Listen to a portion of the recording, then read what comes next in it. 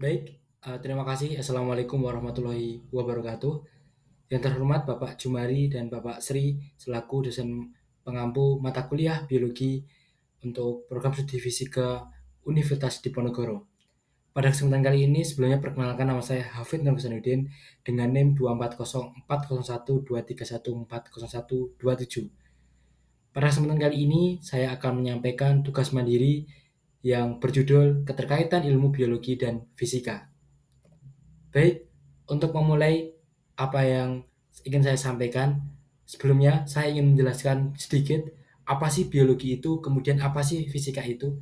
Dan biologi adalah studi tentang makhluk hidup, mulai dari organisme, sel, ekosistem, dan kehidupan secara umum. Kemudian apa sih fisika itu? Nah, fisika adalah ilmu yang mempelajari tentang energi, gaya, serta bagaimana alam semesta bekerja melalui prinsip-prinsip dasar seperti gerak, cahaya, dan termodinamika. Nah, setelah kita mengetahui apa sih biologi dan fisika itu, kemudian muncul pertanyaan, yaitu apakah keduanya saling berhubungan? Ya, benar sekali. Mengapa kedua ilmu ini saling berhubungan? Ya, biologi memerlukan prinsip-prinsip fisika untuk memahami bagaimana proses kehidupan berjalan secara mekanis, termal, dan dinamis. Nah, pada kesempatan kali ini, saya menyampaikan 4 contoh keterkaitan antara ilmu biologi dan ilmu fisika. Di antaranya adalah biofisika sel, fotosintesis dan optik, mekanika dalam gerakan manusia, dan yang keempat adalah hukum termodinamika dalam biologi. Nah, yang pertama tadi, yaitu biofisika sel. Bagaimana prinsip mekanika dan elastisitas fisika digunakan untuk memahami struktur dan fungsi sel? Ya, dengan membran sel mempertahankan bentuknya dengan bantuan prinsip tegangan permukaan. Kemudian, transport molekul melalui membran dijelaskan dengan konsep energi potensial dan osmosis. Pada contoh ini, fisika membantu menjelaskan bagaimana sel dapat berfungsi dan menjaga struktur meskipun ada perubahan tekanan dan aliran zat. Nah, yang kedua adalah fotosintesis dan optik. Bagaimana peran fisika optik dalam proses fotosintesis? Ya, pada ketika cahaya matahari atau energi foton diserap oleh pigmen klorofil yang terdapat pada daun tumbuhan, foton ini akan memberikan energi untuk memulai reaksi kimia yang mengubah energi cahaya menjadi energi kimia dalam bentuk glukosa.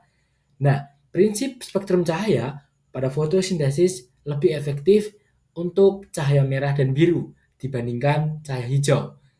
Pada contoh ini, fisika cahaya membantu menjelaskan bagaimana energi foton menjadi kunci utama dalam proses fotosintesis. Dan yang ketiga adalah mekanika dalam gerakan manusia.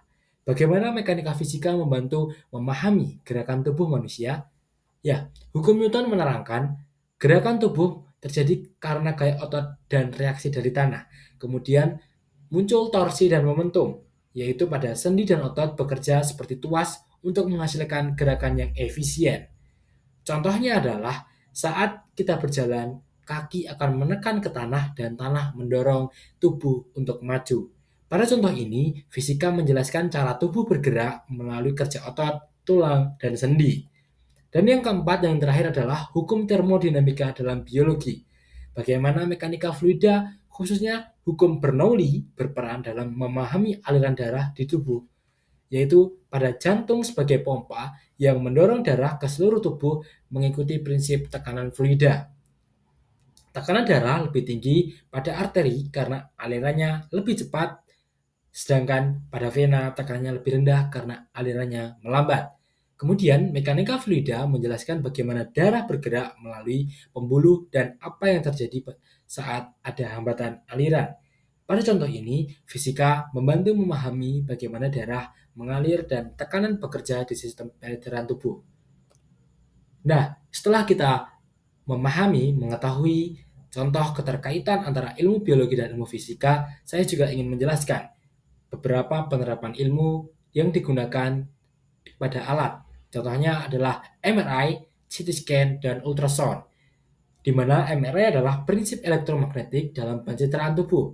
Tidak jauh berbeda, CT scan adalah penggunaan sinar X, yaitu gelombang elektromagnetik.